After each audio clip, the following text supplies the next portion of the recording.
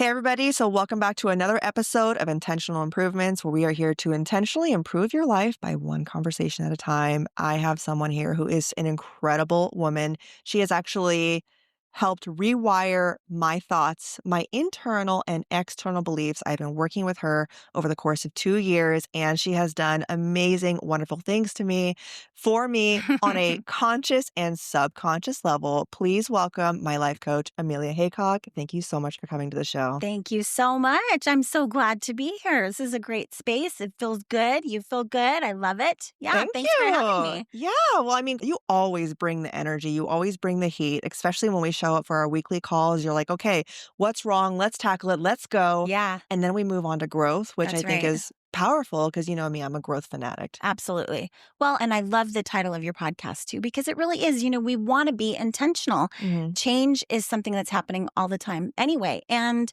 we're always creating something. And if we're intentional about what we're creating, then we're going to make progress, right? Yes, But yes, if we're not, then yes. it's going to, create itself and then we will deal with the consequences of that. But a better way is to be intentional about our thoughts and our responses so that we can create our own reality, as you know. But also, I do want to start out by complimenting you, Erica, because people need to be confident in order to make real progress and see real improvement in their lives, but also humble enough to know they have a lot to learn. We all have so much to learn. So there's a really good balance that you definitely exemplify that I wish that I could, brand and sell. And sometimes I can help people discover that in themselves. But the minute you came to me, you already had it. And I think that that's huge. There's a teachability, and it's not really like I'm teaching you anything, but you're open to exploring what's going on with you and, how you can change things and make them a little bit better. So I really appreciate that. And it's valuable in any client or really any, person that wants to move ahead in their life for sure. Yeah, absolutely. And one of my favorite phrases is your brain is just like a parachute. It only works when it's open. That's right. And when I was closed-minded, I was not retaining information. I wasn't understanding it. I wasn't utilizing it. So Hmm. when I came to and what's that? How's that saying go? When the student is ready, the master will show. Yes. When the student is ready, the master will appear. Hmm. And so I Hmm. was ready for that next level of growth, but I had my internal, my external beliefs that were blocking me Right. because Absolutely. I didn't know how to move past that. And that's something that you have just absolutely helped me over the last couple of years. So let's talk about whenever you have somebody who comes to you and says, Amelia, I am struggling with this and I want to change this belief system I have. I just don't know what to do. Hmm. How do you intentionally help that person get past their own internal or external belief system? Well, that's funny because I was just talking to one of your friends on the way in here before this podcast about this exact same thing. And I do think, well, there's a number of things that I want to bring up. But as you know, I always start with let's don't resist it. If you have got something, a belief or a habit or, a circumstance in your life that you don't really enjoy, that isn't making you feel good and doesn't feel like progress, then our natural human tendency is to I don't want to deal with that. I don't want to feel this. I don't want to think that. Just make it go away. But that's not the way to get what you want. That is a message from your subconscious brain telling you that there's something that you really do need to deal with. And sometimes it's just a thought maybe that don't run out the front door and out into the street because you might get hit by a car. If you get a message like that, then it's important to listen to it, right? And that's going to come from your primitive subconscious brain wants to keep you alive. If you get a message like, you better never leave the house because you might die, right? That's not going to work for you. And so usually what I like to do is say, let's listen to what your thoughts are. Let's listen to what your feelings are. And let's kind of lay them out scientifically and look at it as data. What do you want to do with that? So then, of course, after you've listened and tried to understand where it's coming from, then you want to thank that subconscious brain, right? Nothing has gone wrong when we have thoughts that we don't love or fears or even beliefs. Mhm. A belief is nothing but a thought that you think over and over and over. And so if you find that you are believing something that you don't want to believe, then you just need to say, what is the thought that led me to that belief? And then examine it and decide if it's not working for you or if it isn't true, then why are you still holding on to it? Mhm. And the best way to do that is to decide the way you want to feel and the thought that will bring you to that feeling. A good example is, let's say I'm going to go to a social engagement. And I typically have a fear of social engagements, right? Oh no, I've got invited to this thing and I kind of don't want to go. And I'm thinking all these bad thoughts about it. I'm having this sinking feeling. Maybe I'm getting nervous and I'm thinking, maybe I just won't go, right? Mhm. So that feeling isn't working for you, right? That feeling does not feel like progress. It feels like fear, and fear is never going to help to move you forward if you don't make it work for you. That's a whole nother conversation. Right, right. But if you think, okay, I'm going to this engagement and I'm going to love it, then what thought do you need to have? You need to think, instead of I'm going to walk into this room where everyone's going to judge me, I'm going to say the wrong things, I'm going to do the wrong things, I'm going to wear the wrong things, and it's all going to be terrible. If you think, I'm going to walk into this room, these people are all going to love me, I'm going to love them, I'm going to make some real connections here. It Mm, really doesn't matter what I wear. I'll pick out something I'm comfortable in, that I feel good in, and I will walk into that room, into that space. You're going to feel better. mhm. And sometimes things like that take a lot of practice. And so sometimes I'll help people come up with what I call a through the door statement. Before I walk through this door or any door, what do I want to remind myself of? For example, I had a through the door statement a few years ago that was, I'm beautiful, my life is beautiful, and I make the world a better place everywhere I go. That's so good. Right? Yeah. And you don't have to believe it 100%, but it's something you strive to believe, something you strive to be, Mhm, that feels good and powerful, but not, better than other people. mhm. Because just because I'm beautiful and my life is beautiful doesn't mean everybody else isn't beautiful and their life is beautiful too. I want to believe everyone's beautiful, Yeah. right? Mhm. And everyone's lives can be beautiful. And we all come together and connect to make the world a better place. I agree. So I would say I would start there. Don't resist it. Move right on into those feelings that you're having. Figure out where they're coming from. If you want to change them, then you start with changing your thought, because our thoughts definitely create our feelings and we act from our feelings. So you have a thought, it creates a feeling. That feeling you take action from, and your actions, as you know, create your reality. Yeah. Yeah. So what you resist persists. Absolutely. What you resist persists. I've talked to you about the analogy of the beach ball. If you're playing in a pool and someone tosses a beach ball at you and you don't want to play with the beach ball, you don't try to shove it under the water, right? It's the same thing with a thought or a feeling. If your subconscious brain or even the world introduces a thought into your head or a feeling that you have that you don't love, you don't try to shove it back down, because just like the beach ball, it's going to pop back up with more intensity the harder you shove. And hit you in the face. Hit you in the face, Mm. right? So you acknowledge that beach ball and, no, thank you. I don't really need this. I don't want to play with this right now. And you let it float away. And then you're free to do whatever it is that you want to do. Yeah. And I know trauma is a little bit different. What about somebody who just absolutely does not want to acknowledge the trauma and the trauma is sitting there and it's there? What about that? Well, sometimes you think you don't want to acknowledge it, right? So I would say, just like a scientist, let's just write down the facts first. Mhm.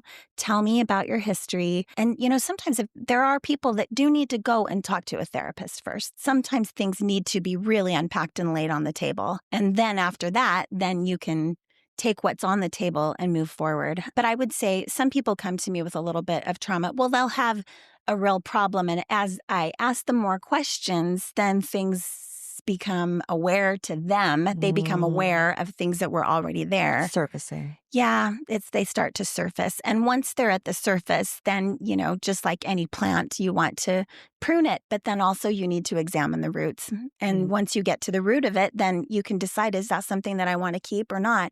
Now, a lot of times what I like to do is help people rewrite their history. The Mm. world and a lot of people, social media will tell you, that you are this way because of something that happened to you as a child.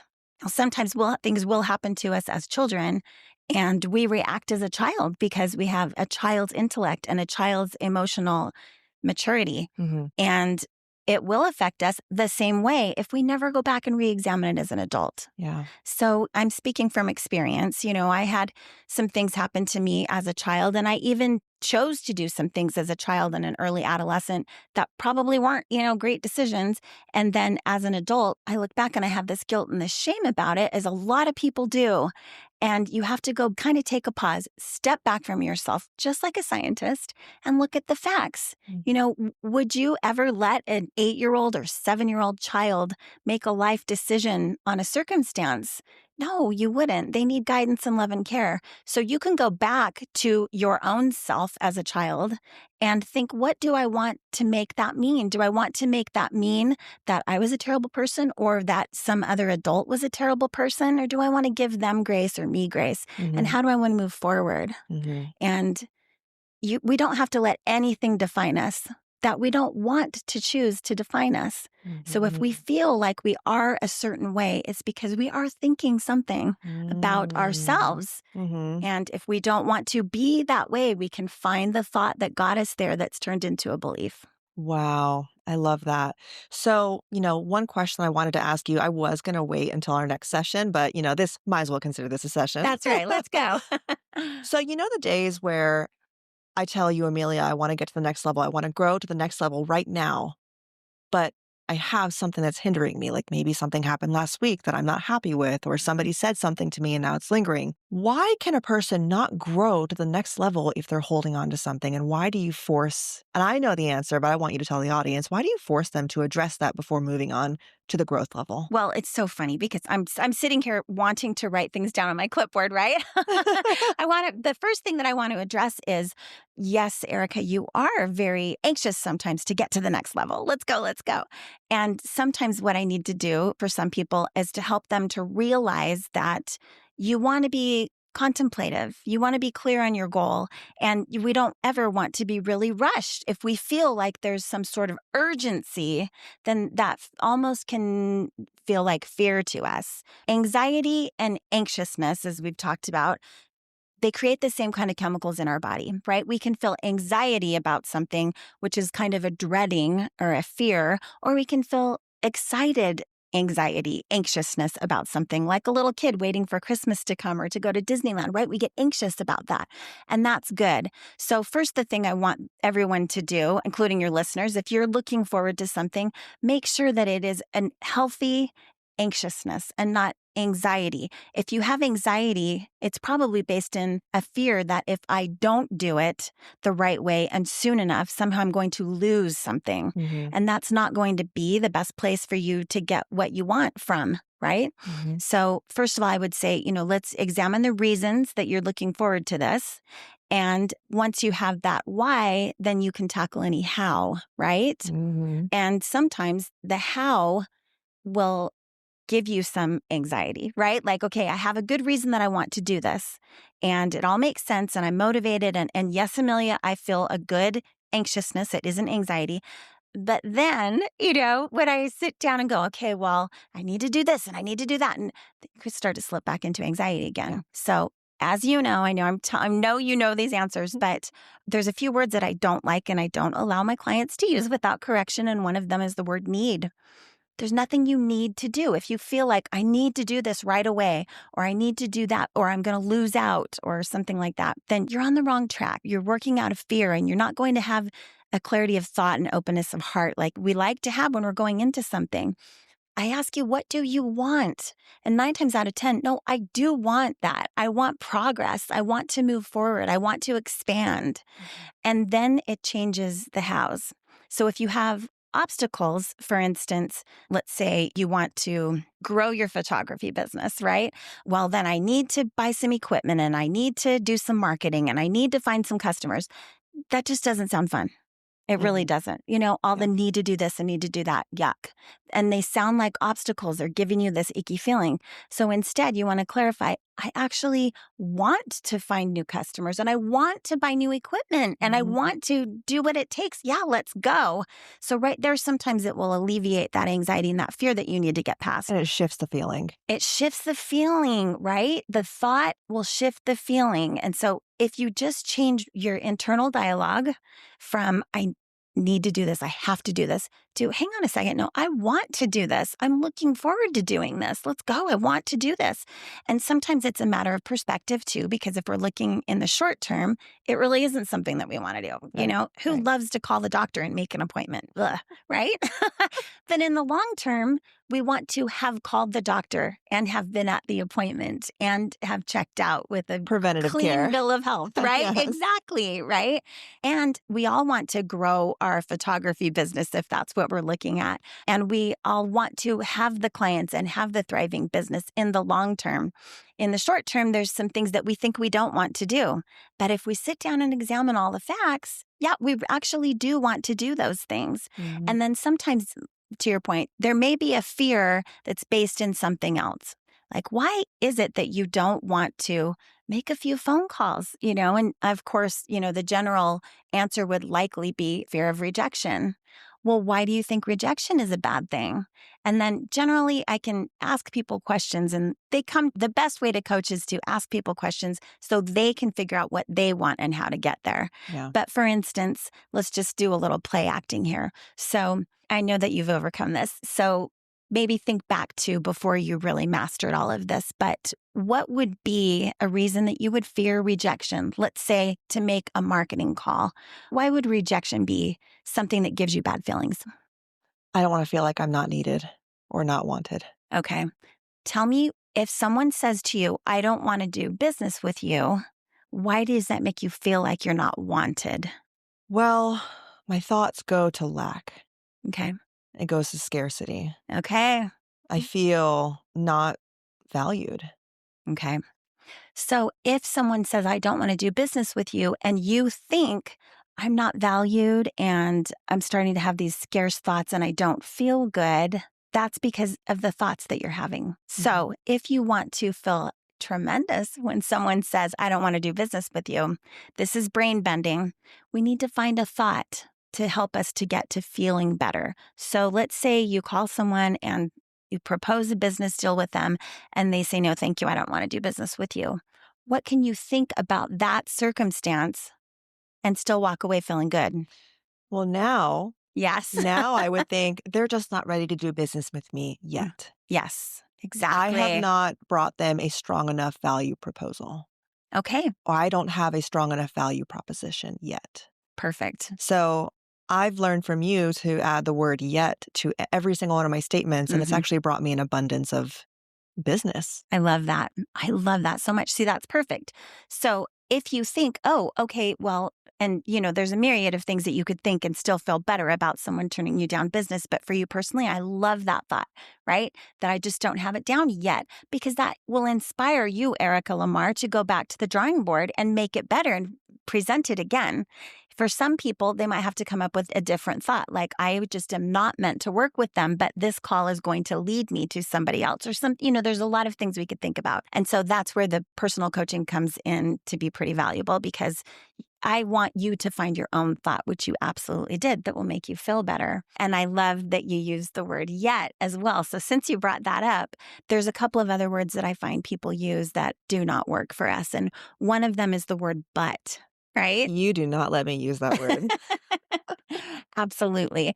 So people will come to me and say, I really want to make more friends, but I'm so shy, right? Mhm. That is full resistance right there. And the word but, when you're using it in your own dialogue to yourself, it's like a stop sign to your brain. If Yeah. your brain hears that word but, no solutions are going to come after that. I'd love to make more friends, but, and the brain's like, oh, shut it off. Amelia said, but can't make more friends. That's it. If I change that to an Mm. then your brain's going to look for solutions And possibilities. and possibilities. Yeah. Absolutely. And so if I say to my brain, I really want to make new friends and I'm pretty shy. So where are we going to go with this? Then your brain will be like, okay, Amelia says she wants to make more friends and we're shy. So we're going to take this shyness and we're going to do something about it so that we can make more friends, right? Which is so valuable. And then I love the word yet too, because a lot of times all you have to do is add that word, like, I don't know how to make friends yet. Mhm. Right? And I love the I don't know how thing, because if you add the word yet to it, your brain will go to work figuring out how to get something It done. adds capabilities. Absolutely. Yeah. It starts looking for things. And I really think that this is the way the law of attraction works, is we signal to our brains what we want and it starts working on getting it for us. We find ourselves making the choices that the person we want to be would make. And before we know it, we're the person that we said we wanted to be. Yes, I love that. So when I came to you, I was on a spiritual journey. Yes. And then, of course, you being the head of your church for what, 30 years? No, I don't know if I'm the head of my church, but you, I'm an you active participant and firm believer. Yes. you play a pretty significant role with the women at your church. Currently, I do actually. Yes. Yes.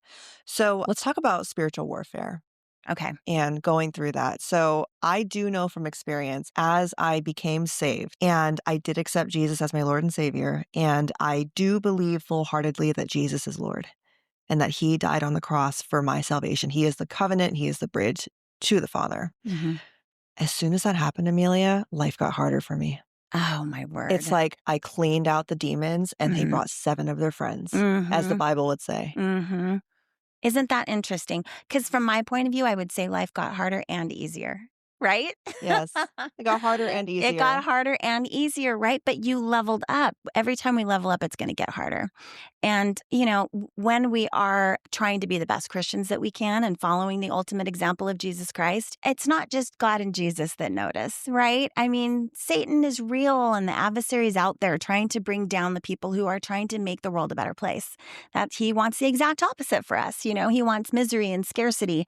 And those are the kind of people that he's going to want to combat. So you shouldn't be surprised when things get a little bit harder. But the real confidence and the good that comes from that is that, we're on the same team as Jesus Christ himself, right? Mhm. As God, I mean, the all powerful and all knowing being of all of the universe and beyond. It's his team and he's going to win in the end. I love the saying that, it'll all be okay in the end, because if it's not okay now, it's just not the end. A lot of times we think, oh, bad things are happening to me.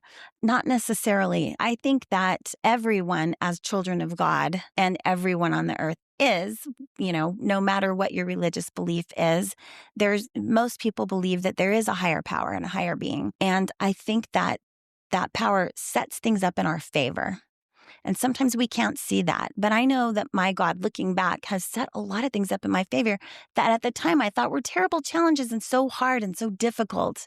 But I realize now that, that's what that refining process really was, made me a better person, and or set me up for some other circumstance that was so much more valuable and rewarding for me than I could have ever guessed for myself. Yeah. You know? So new levels, new devils. Yeah, new levels, new devils. And life happens for you, not to you. Absolutely.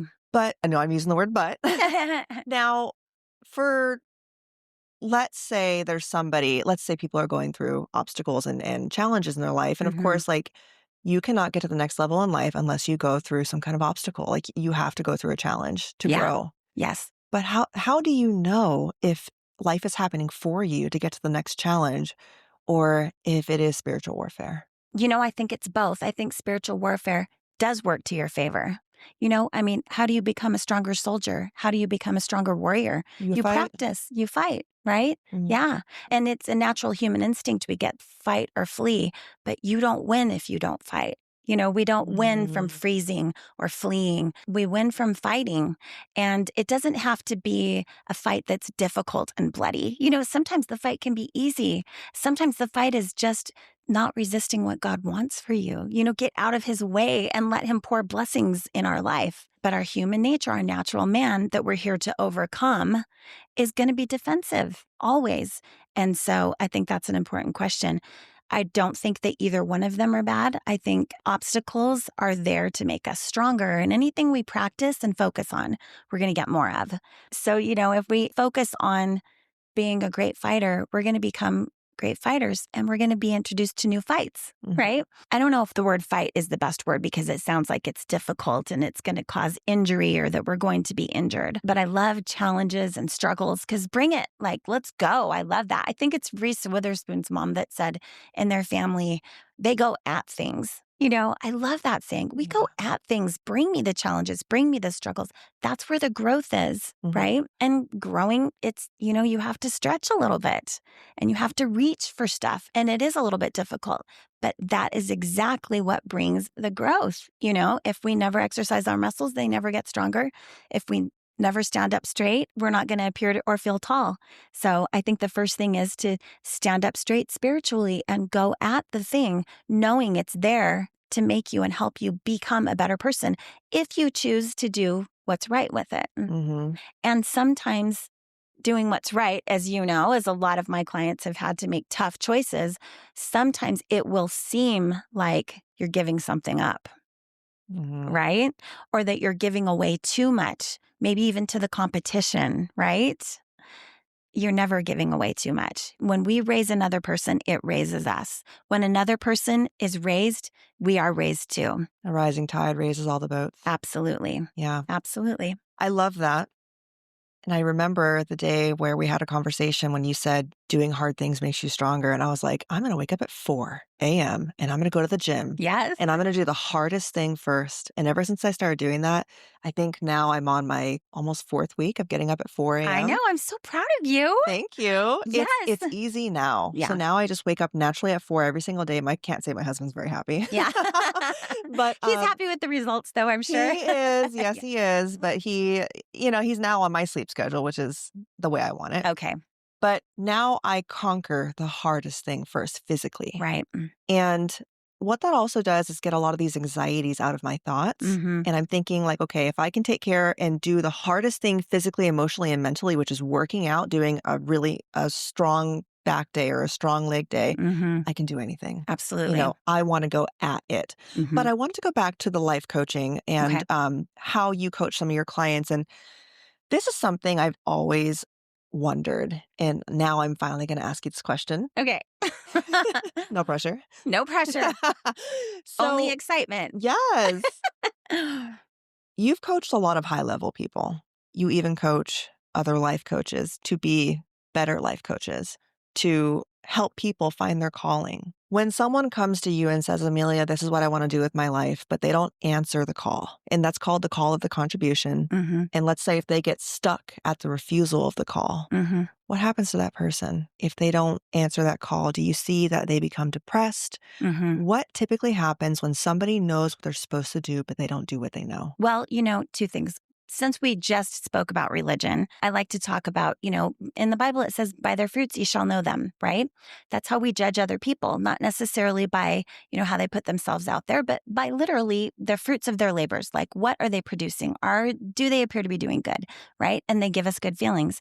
Sometimes our spirits will give us that too, right? So if you have a bad feeling about something, it's because you've got some bad thoughts about it. So if you come to me and say, I really want to level up, I want to do this thing, and I'm not doing it, then I'll say, how does that make you feel?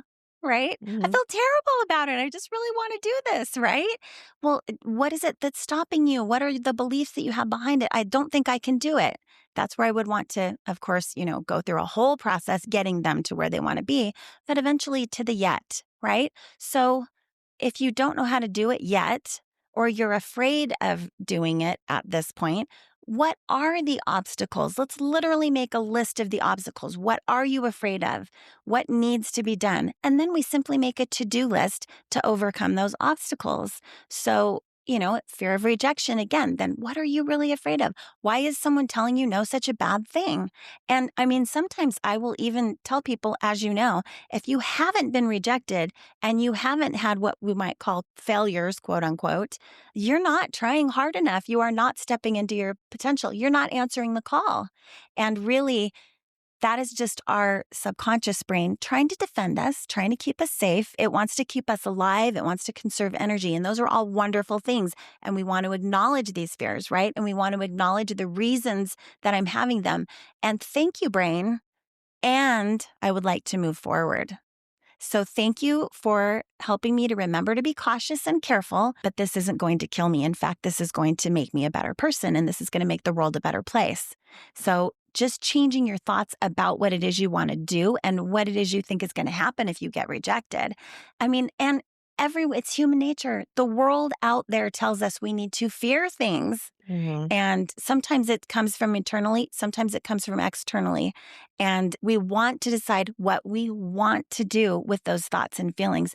And so when I say by their fruits, you shall know them. If you feel icky, like I have this great game plan, I have this great goal, but I feel icky about it, you need to figure out what are the thoughts that are giving you those icky feelings. That's your fruit. That's how you Mhm. know the thought's no good, Mhm. because the fruit of that thought is not good. So Mm. then you go back to that thought and address it. Make yourself a to-do list and then just start picking it off, and you will find that everything changes. You know I love a good list. Yeah. Oh, I love a good list too. And it honestly gets it out of your head and onto paper Yeah. where you can look at it more scientifically.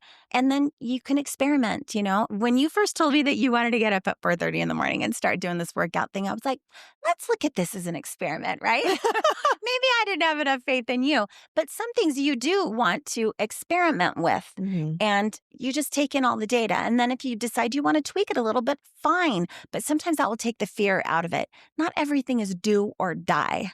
Most things in life are try and see, right? Mhm. But I think the value is it's the try or the not try. You either do try or you don't try. There's that old cliche about, 100% of the shots you never take are going to fail. Yeah. You got to take a bunch of shots. Sometimes you have to take lots and lots of shots. And then whether you make them or not, you have succeeded at the attempt. Mhm. And you give yourself kudos for that, because that's really the hardest part is the attempt. And with each attempt, we take data and then we can go back and try it again. Just like you said you would if you made a marketing call and they said, I don't want to do business with you. Great. I made the attempt at calling. I'm going to go back and revamp and I'm going to try it again with the same person or with somebody else and look at it as data from which to improve. But a lot of people come to me I just feel overwhelmed. And all overwhelm is you just have too much in your head.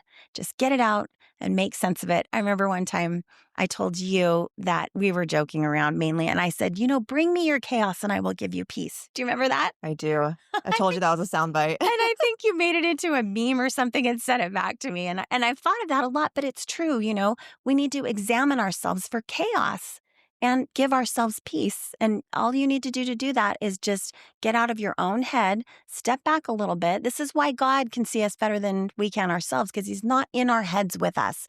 He's outside. And that's the value of having an outside life coach. Ideally, I would love for everyone to self-coach, and you do learn that as you go. But also, it's somebody else, a friend, a relative that you trust, that's a positive person, can also help you kind of get out of your head and see what's in there, and then lay it all out so you can examine it and, make it a little bit more orderly. And that's where you get peace. And then you just start doing one thing at a time. You set your priority. And I love that you said too, that you start your morning getting that workout out of the way. Your to-do list can be like that too. What I want you to do is pick the one thing on there that feels like the most uncomfortable thing and just go ahead and get that out of the way first thing. One other thing that I think would be of real value to your listeners too, that we both practice, is that morning gratitude. You start your day thanking God for all the good things that are going to happen to you today. And you set your spirit and your mind to connect with Him and start moving towards all the good things, because again, you get what you focus on. And I if you focus on the positives, you're going to get more positives throughout the day. Mornings are vital. They're important. The start of your day, do it right. Do something hard and be grateful.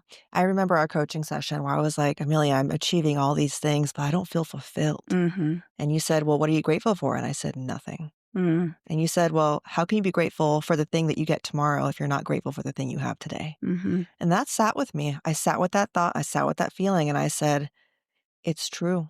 It's like getting a new toy, but not even enjoying the one that I got yesterday. Right. Exactly. That was a big eye opener for me. Right. And again, from a religious point of view, if God gave you a toy and you threw it aside, why would He give you another toy?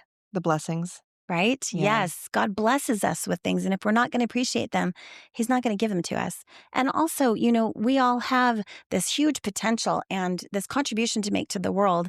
that's God-given, right? He gives us our agency so that we can move into our best self and we can make all the choices, and we should all have confidence in ourselves. But a lot of that comes from the divinity within us. And if we don't give back to the world and we don't help us all rise together, why would God give us any more? I told you that story about going to the gas station one time and I saw this man. This was years ago when you used to actually put coins into a vending machine to get a soda. And he was putting coins in this vending machine and it had a sign on it that said out of order. And I'm like, why are you doing this? He kept putting money in and pressing the buttons. And I thought, that doesn't make any sense. Why would you do that? And then I got thinking about, like, God, if we're not keeping our lives in order, why would he keep investing in us if he's not getting anything out? And the more we get out, the automatically he gives us more blessings. We can never catch up to the blessings that he gives us. But gratitude is the key to getting more. Yeah, that brings me back to the parable of the talents. Absolutely. Yeah. You don't want to bury your light, right? Yeah. You want to spread it and use it to do God's work. And it's funny because you're not just giving back to God, you're giving back to yourself. The more light you spread, the brighter your light is. And it's really hard in this world to think that it isn't a competition, it's a contribution. And we're all just really kind of brainwashed to think that if somebody else is doing well, I must not be doing as good because there's only so much good and prosperity to go around. That's not true. I do believe now that no one prospers more than the servant. Absolutely. Right. And Exactly. they prosper in more ways than monetarily. Yeah. Service is its own reward, but you don't know that until you practice it It's true. with the proper intentions. Very true, very Right. true. So there was actually a lesson that you taught me a couple weeks ago that I actually had a conversation with a couple of the girls I referred over to you. And I was like, hey, did Amelia talk to you about this? And she was like, oh my gosh, yes, it was so good. Okay. And I want you to go over that story about bridling your wild thoughts. Oh, yeah. Absolutely. So a wild thought can be dangerous, Mm-hmm. especially if you don't control it. Mm-hmm. Right? Just like your mind, right? Our brains can be all over the place. And so I would love to cite the reference for this. It was a book that someone told me about. I didn't even read the book. But basically, going back to the beginning of where I came up upon this idea, there's a scripture that talks about coming into God with a broken heart and a contrite spirit in order to get what you want, basically. And that never sounded fun to me. I don't want to have a broken heart first before I can go to God, or like a contrite spirit. Does that mean I need to be small? And that really isn't what it means. This man that wrote this book, and I probably just twisted it into my own way of thinking, but basically, if you think about a wild horse out in nature, it's a very powerful, beautiful thing, but it can injure itself. And if it doesn't have an intention, then it's just kind of all over the place. And sometimes those horses wander into places that aren't good for them and can starve and die, or, run in a herd off a cliff and actually kill themselves.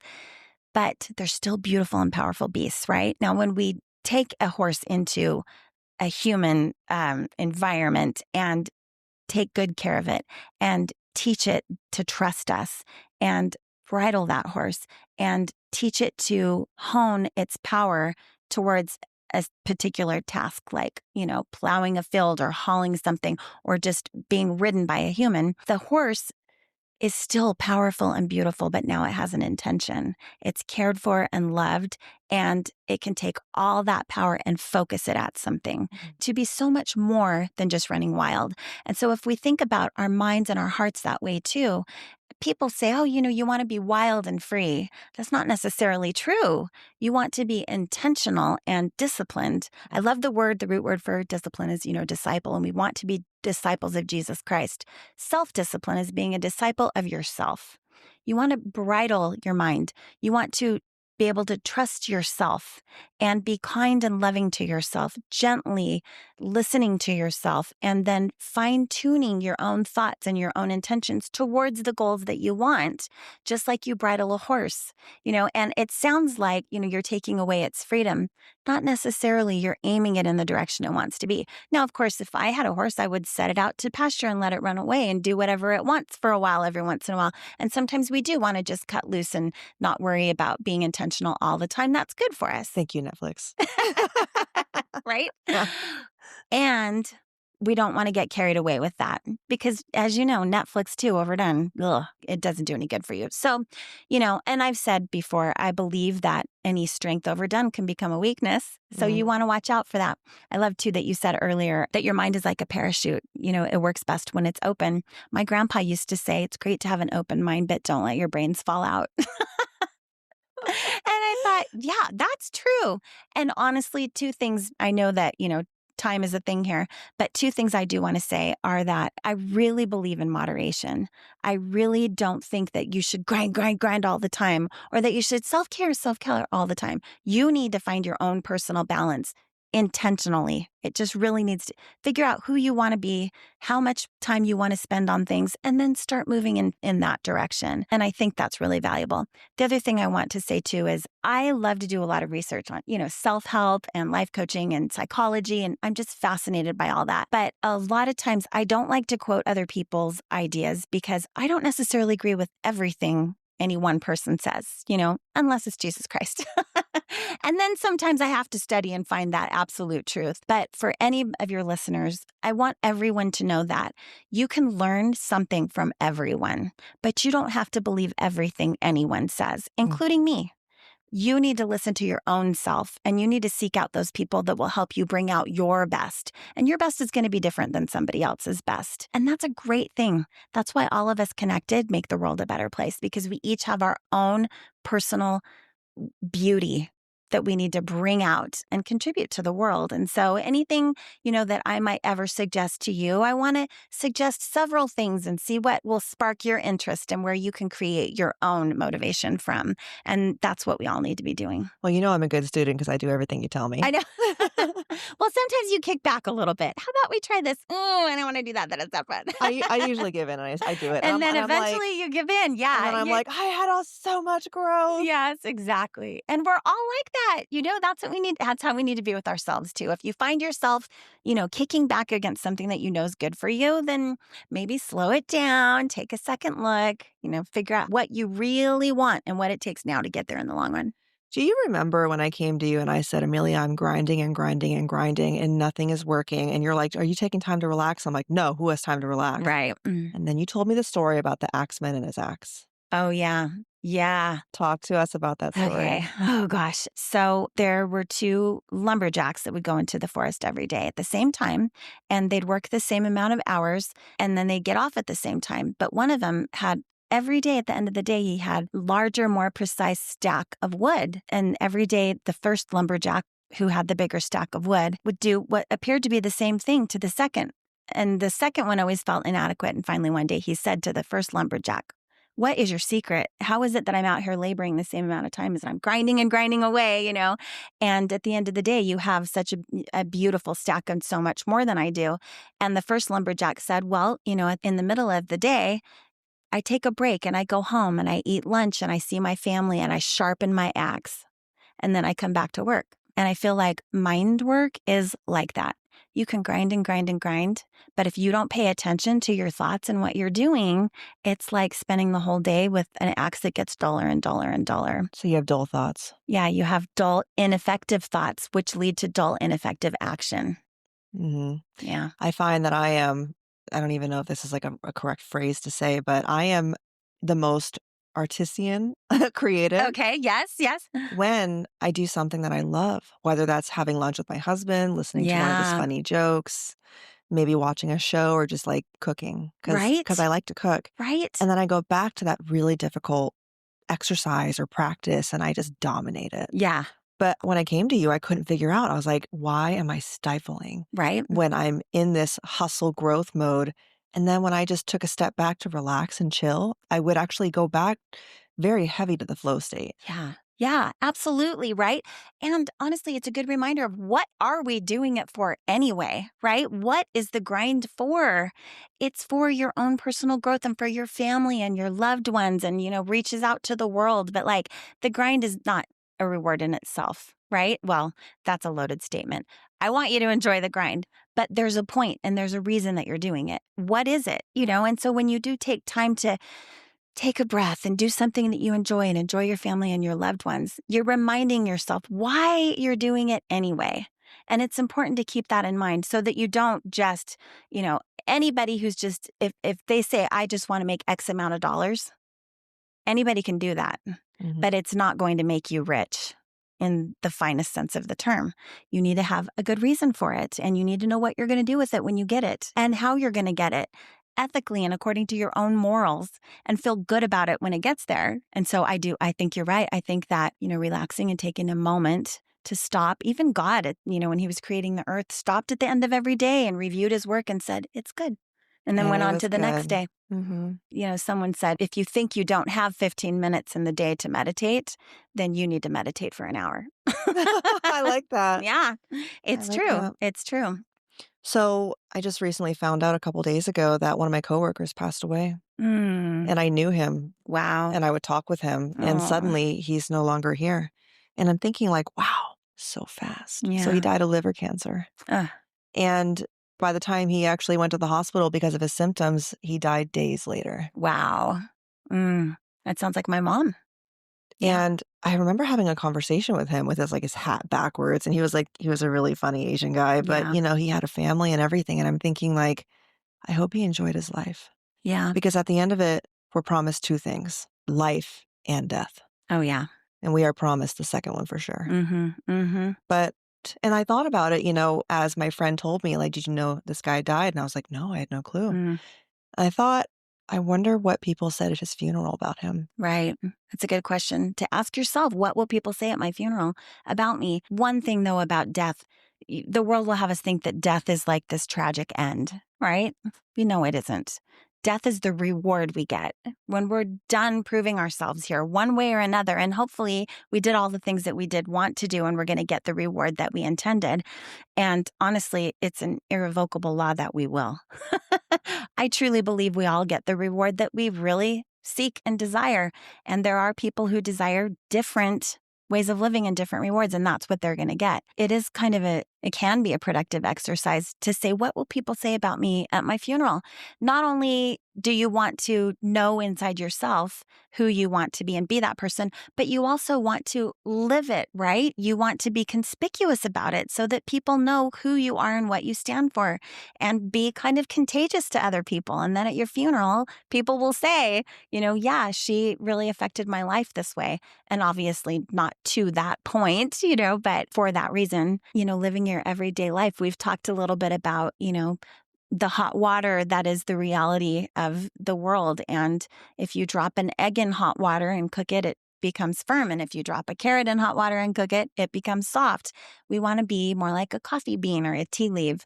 When dropped in the hot water, we change the water into something else.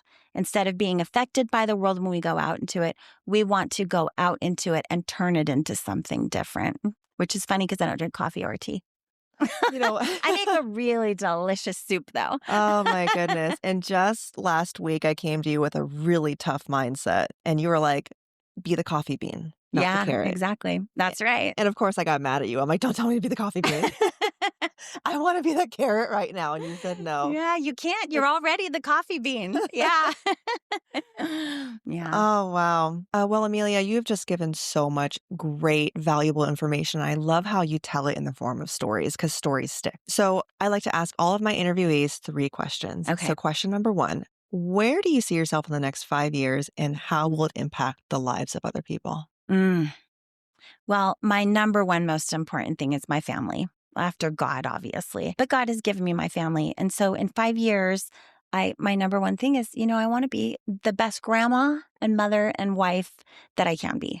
And I see myself, as you know, I'm kind of manifesting a different home right now, and you're helping me with that. Yes. And the whole idea behind that is so that I can have a place where, my family can grow together and love each other and reach out into the world and make it a better place. I also would like to, and I'm going to get everything put together in a book.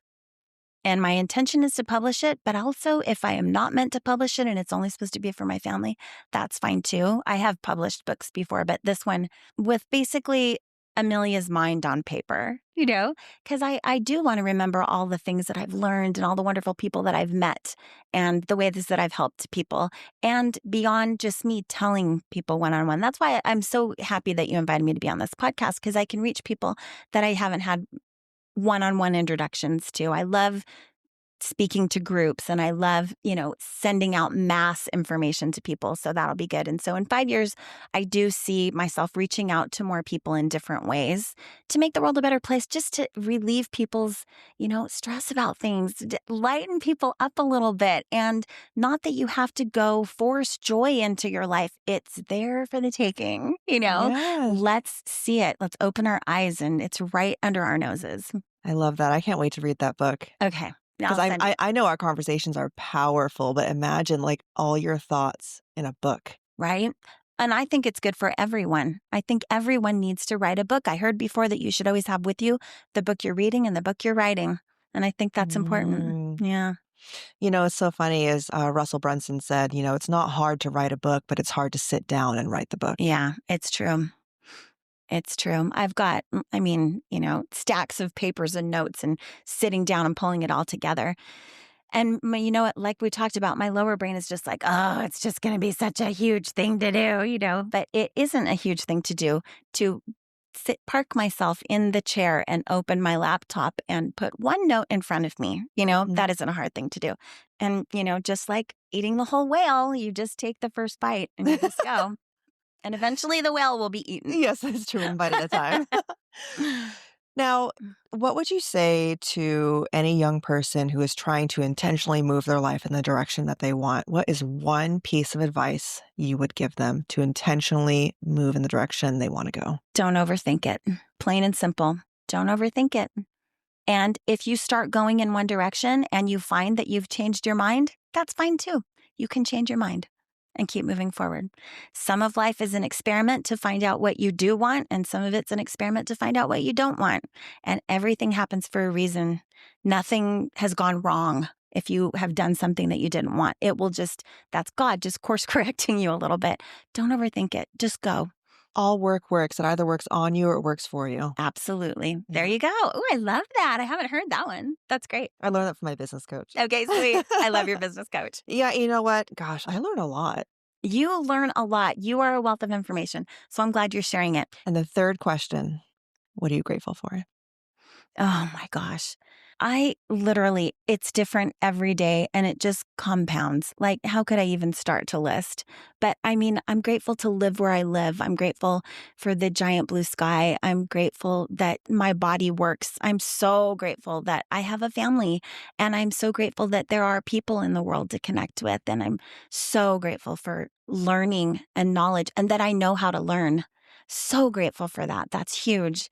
I'm grateful for people who have learned before, that share, and that have shared the things that they've created. Oh my gosh, what a miracle it is to turn on a light switch. I love light, right? Yeah. Physical and spiritual light. Oh, so grateful for those things. I could go on. And I think that is one of the keys to real happiness. I think sometimes people look at me and think I'm kind of a Pollyanna, I think I'm a realist. There are so many things to be thankful for and so many reasons for joy. Why would you focus on the things that you're not thankful for? That just doesn't make any sense to me. I'm not going to do that. I'm grateful for virtually everything. I'm grateful for challenges, as I've said, because I know something good comes out of them. Everything you've ever wanted is on the other side of that fear or challenge. Yeah. Yeah. It's so true. Where can people find you? They can contact you. I'm also on Instagram. It's Young Wisdom Coaching. So you can look up Young Wisdom Coaching or contact Erica. I'm not, She's quite hard to get a hold of. Yeah, I'm not the big, Instagram or social media queen. I love it. I think it's a tool for doing a lot of wonderful things. And I did have a big focus on social media and, my website and all that stuff. Right now, I've taken my website offline. It's getting revamped. And we'll get back to it. And I will get back to social media. I know you keep prodding me to do it. And I do want to do that so that I can share more with people. But it's there. Yeah, it doesn't look super active, but it's there. Yeah, well, you're one of the few professionals I know that you really don't need it, because you at this point are actually turning business away because you have too much. Yeah. Yeah, it's a good problem to have. It's a very good problem. Well, Amelia, thank you so much for coming on to the show and talking with me about life coaching, how to shift your mind, your thoughts, and everything in between. Absolutely. Thank you so much for this opportunity. It's been so fun. This just feels so good. I love connecting with you. And I'm sure your listeners are going to gain a lot from you and you being out there, and look forward to all of your podcasts. Thank you. Well, it was a pleasure. Thank you.